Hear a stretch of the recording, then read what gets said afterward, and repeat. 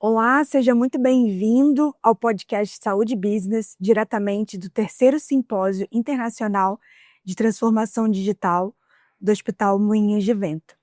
Eu sou Amanda Gonçalves, curadora de conteúdo do Saúde Business, que é um portal de notícias focado em gestão no setor da saúde e também é canal oficial dos eventos Hospitalar, Healthcare Innovation Show e Saúde Business Forum.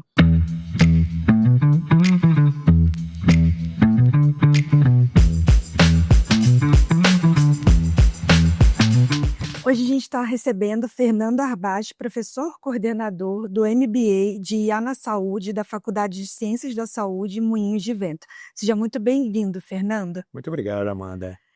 A gente vai explorar aqui um pouquinho o tema que o Fernando abordou no Simpósio de Transformação Digital, que é Conectando Mundos, o futuro digital da saúde entre indústria, tecnologia e inovação. Para a gente começar, Fernando, eu gostaria que você trouxesse assim, um panorama inicial de como você aborda a IA na saúde dentro do programa de MBA, como ocorre essa integração da ferramenta com o ensino, com capacitação. Na realidade, o começo desse curso ele foi muito mais uma desconstrução do conhecimento e uma reconstrução do conhecimento, porque a grande maioria das pessoas, e agora estava escutando aqui as palestras, elas continuam exatamente nesse caminho de que a IA é algo que está muito mais associado a um prompt, a uma comunicação simplesmente literal, né, com a máquina, do que efetivamente se você buscar tentar transformar isto em algo que melhore a humanidade, melhore... obviamente você tem a questão da saúde, você traz aqui, um benefício ali, mas a grande massa da população mundial está de fora disso. São 5,75 bilhões de pessoas que não conseguem se comunicar com a IA. Mas você sabe por que isso acontece? Porque as pessoas não sabem falar, porque a IA ainda precisa do prompt. Sim. E as pessoas hoje não têm capacidade cognitiva de comunicação. E não são pessoas que eu vou dizer que não são letradas. Nós temos hoje no Brasil 40 milhões de analfabetos funcionais, 2 milhões deles estão como C-level, são analfabetos funcionais. Eles não sabem ler, não sabem escrever, sabem ler e escrever, mas não sabem interpretar. Então, nós temos um problema muito sério aí, que é o que é a IA, o que ela vai fazer para o mundo, o que ela vai fazer por você. Né?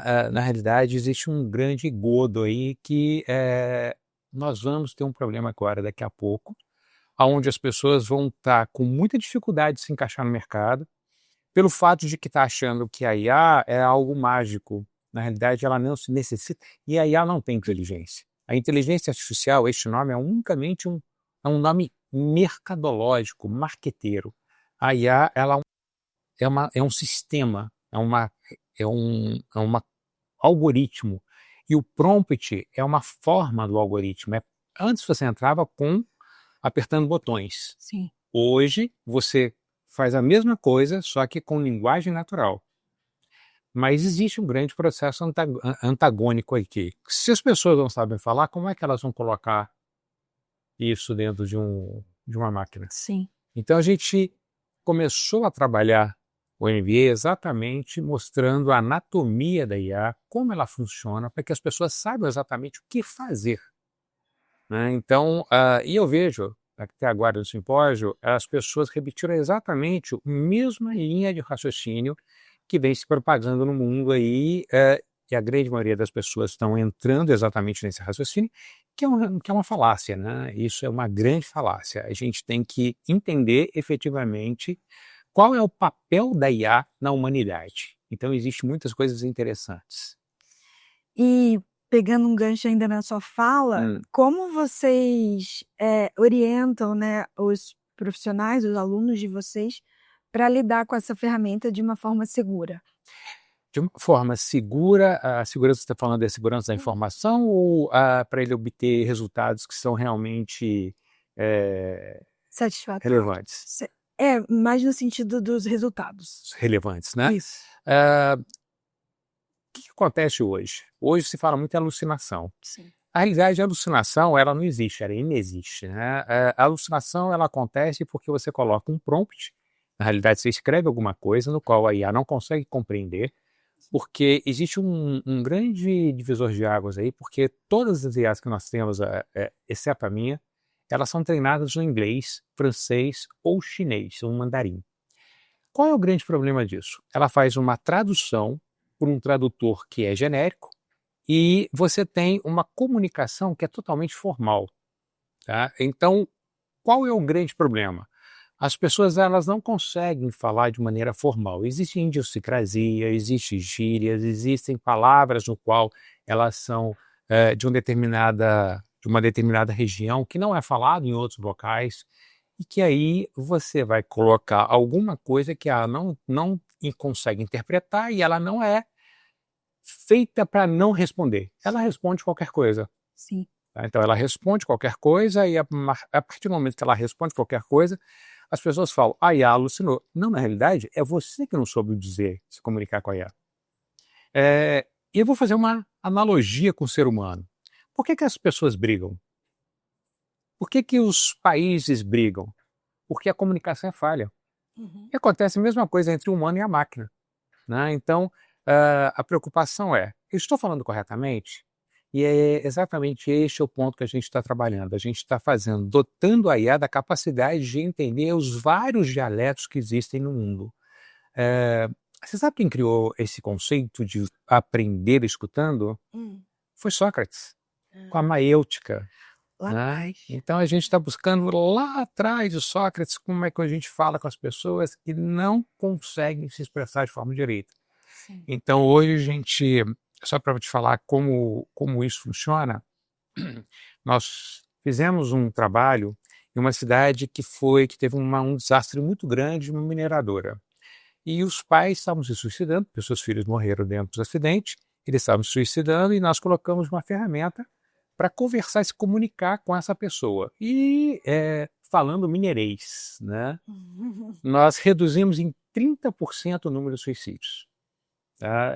Nós reduzimos em 80% o número de feminicídios, falando dentro de uma comunidade muito pobre lá em São Paulo. Ganhamos um prêmio da ONU, né? o SDG Pioneer, ONU Internacional e ONU Nacional, Sim. porque a gente conseguiu fazer a prevenção de mortes. Sim. Né? Então, a IA está aqui para nos ajudar, muito mais do que automatizar coisas. Ela está aqui para poder fazer com que as pessoas, de fato, se unam, se entendam. Esse é o ponto-chave no qual até agora eu não vi as pessoas falarem. Né? A união entre as pessoas, porque desde quando se conta a história da Torre de Babel, as pessoas falam dialetos diferentes e não se entendem. Sim. A IA, ela está sendo esse amálgama que vai fazer com que as pessoas voltem a falar novamente o mesmo dialeto. E a gente fala muito sobre IA, sobre diversas tecnologias, há muita discussão teórica, mas eu queria saber, na sua perspectiva, como equilibrar esse excesso de informação, excesso de tecnologia, de ferramental, com o cuidado com o paciente, com a prática clínica, né? Dando o lugar que a ferramenta, que a IA merece, mas não perdendo a essência da parte assistencial.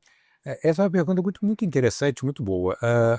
Na realidade, a IA ela tem que estar lá como um meio, não como um fim. Um paciente, o que ele deseja? Ele deseja ser acolhido, né? Ele deseja ser acolhido para o médico. Então, toda a parte burocrática e operacional ela é feita pela IA, para dar mais tempo ao médico de se relacionar com o paciente. Sim. Porque grande parte do processo de um atendimento médico ele é feito processos operacionais. E você tira o processo operacional do médico, entrega esse tempo útil para o paciente. Então você tem um ganho de qualidade de atendimento muito melhor. Então esse ganho ele é indiscutivelmente o ponto-chave da melhoria da saúde mental, da qualidade de vida Então, a IA está vindo para tirar o ônus das pessoas de fazer aquilo que não pertence a elas. Uhum. E quando a gente fala na implementação de qualquer ferramenta, seja IA ou outra, como fazer para que os profissionais, seja ele da parte assistencial ou da parte mais voltada à gestão, fique do lado da ferramenta no sentido de que ele engaje, de que ele entenda que aquela ferramenta vai ajudar ele no dia a dia e vai deixar ele mais direcionado para o que realmente importa, que é o resultado para o paciente. Como promover esse engajamento? Excelente pergunta. Sua pergunta ela é excelente. O que acontece? Vou te contar aqui uma experiência. Sim. Nós utilizamos IA, pegamos um grupo de pessoas, colocamos IA para todas elas, igualzinho, exatamente igual. E ao final de um determinado tempo, nós vimos qual foi a diferença entre as pessoas, se existia uma diferença, porque todos tinham o mesmo nível intelectual, entanto, você teve tinha uma premissa de que todos sairiam com o mesmo nível final. Na realidade, não. Saiu disparate. A grande maioria lá embaixo, uma pequena minoria ali em cima. Uhum. Isso é comportamento humano. Então, para que você coloque uma IA para que ela funcione, você precisa mudar a cultura da organização. As pessoas elas têm que olhar a IA de uma forma diferente e não olhar a IA como uma caixa mágica, né? Como eu estou vendo, escutando isso diariamente. Então, ele é um modelo, é apenas um sistema computacional. Então, o engajamento ele vem no momento em que você entende que aquele sistema computacional não vai roubar o seu lugar. Ele vai te dar mais suporte para você fortalecer o seu lugar. Então, isso não é dito. Isso é dito, acabou de ser dito agora. A IA vai roubar emprego sim. Se nós não tivermos a capacidade de entendermos o motivo e o propósito da IA. Aí sim vai roubar seu emprego. Então, caso contrário, não. A gente vai ter mais tempo para nos relacionarmos. Você olha nosso dia a dia. Você tem tempo de conversar com seus filhos de forma direita?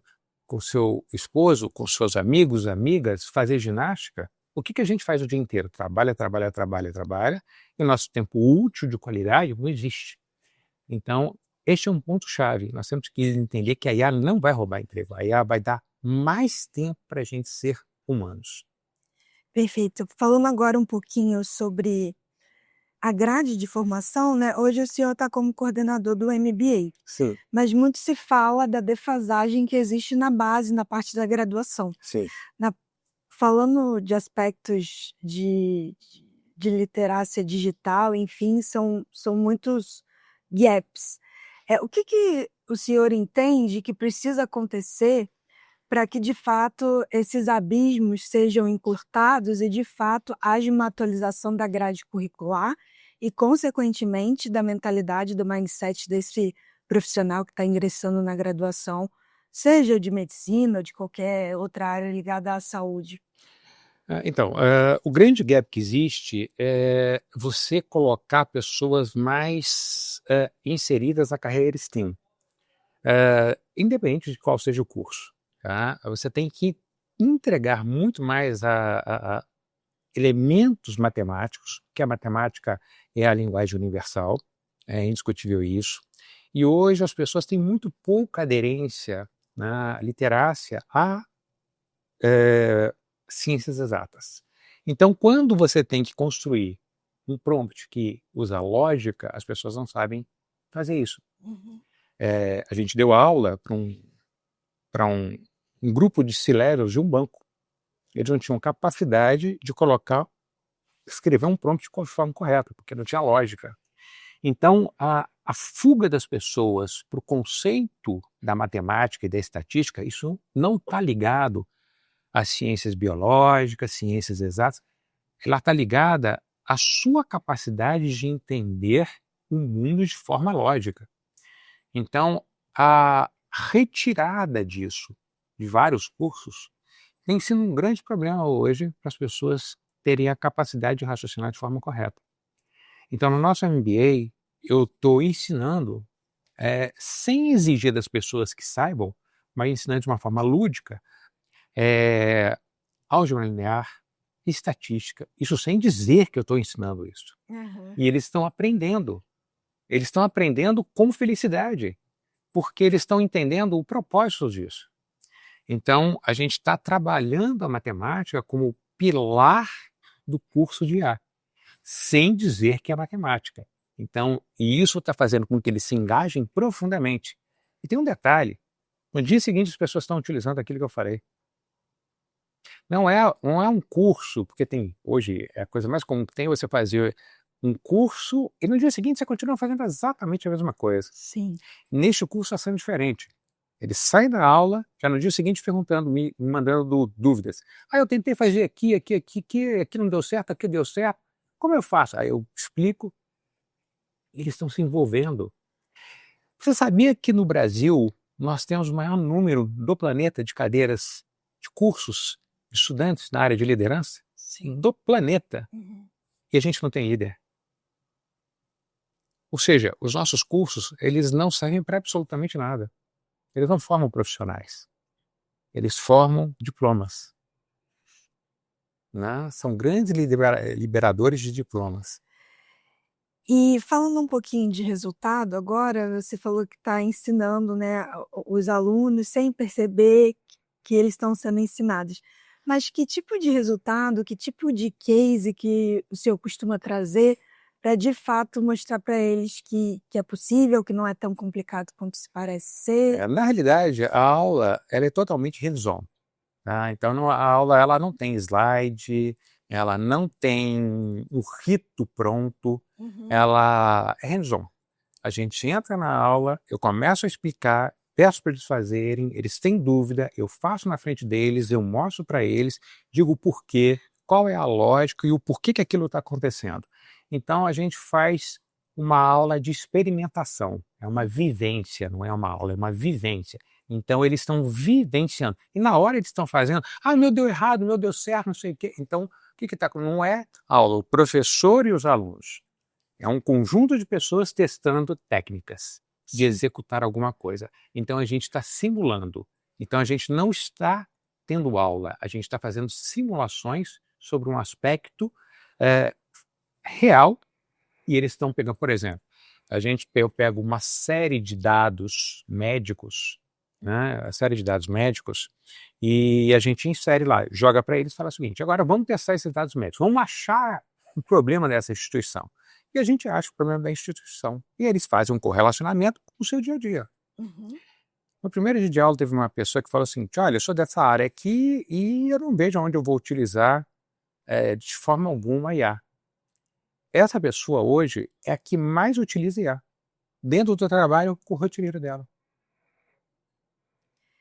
E na parte prática, né, aqui do hospital, saindo um pouco do âmbito educacional, quais resultados o senhor já tem visto? Na parte de desfecho clínico, na parte de segurança assistencial? O que o senhor pode elucidar aqui para gente? Eu trabalho em vários hospitais, tá? Então a gente conseguiu fazer algo muito interessante, que é a antecipação da anamnese de várias pessoas. Você faz isso de uma forma muito simples, né? Utilizando o WhatsApp, utilizando qualquer ferramenta que é muito pública, né? Então a pessoa fala tudo o que ela está sentindo e aquilo vai para uma IA que interpreta de forma correta, faz uma série de análises considerando uma série de fatores, simula uma série de elementos e já entrega para o médico ou para a enfermeira que faz a triagem, provavelmente as possíveis CIDs e quais são os possíveis tratamentos que essa pessoa tem que ter. Então, quando ela entra, ela não precisa falar tanto, porque mesmo ela falando, o médico não vai entender. Porque ela vai falar dentro de um dialeto próprio. Sim. Então, mas só que o médico já sabe como vai conduzir. E aí ele tem todo o tempo, porque ele já sabe que a pessoa tem, ele tem todo o tempo para fazer o acolhimento da pessoa. A gente fez isso num projeto muito interessante dentro de um hospital e que acabou descontinuando esse projeto por uma briga do border lá de sucessão. Tá? Então ele saiu cortando projetos e só que no tempo que a gente fez em 2020, exatamente quando houve a pandemia.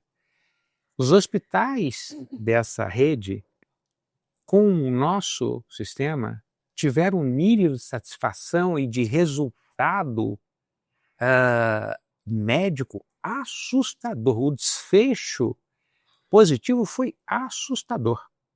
Assustador. Infelizmente, devido a brigas de sucessão, acabou que não demos continuidade ao projeto. Uma pena. Uma pena, né? Infelizmente. A gente está encaminhando aqui para a parte final do nosso bate-papo, mas eu queria que o senhor dissesse qual a importância de ter eventos como esse, ou do Simpósio de Transformação Digital aqui no Moinhos de Vento, para que, de fato, esses ensinamentos, aprendizados sejam difundidos e a gente saia, né, mais do campo da discussão da teoria e parta para a prática, que é o que o senhor ressaltou bastante aqui na nossa conversa. É muito importante eventos como esse, e eventos como esse devem ser persistidos pelo fato de que você está tirando as pessoas do zero, da base zero. As pessoas, elas saem minimamente com uma consciência de que algo está mudando. O que talvez as pessoas não saibam precificar ou quantificar, mas elas sabem que tem algo mudando. As pessoas só se mexem se existe uma possibilidade dela ser tirada da zona de conforto. Então, no momento em que você fala, você tem uma ameaça aqui que pode tirar você da zona de conforto, as pessoas começam a se mexer. Por exemplo, se eu falo para uma pessoa, olha, se você não melhorar, você vai ser demitido, ela tende a fazer uma mudança no seu comportamento. Sim. E, na realidade, esses eventos, elas funcionam dessa forma, como alertas. Elas não vão entregar algum tipo de ação imediata, mas ela serve como alerta. Isso precisa ter. Muito.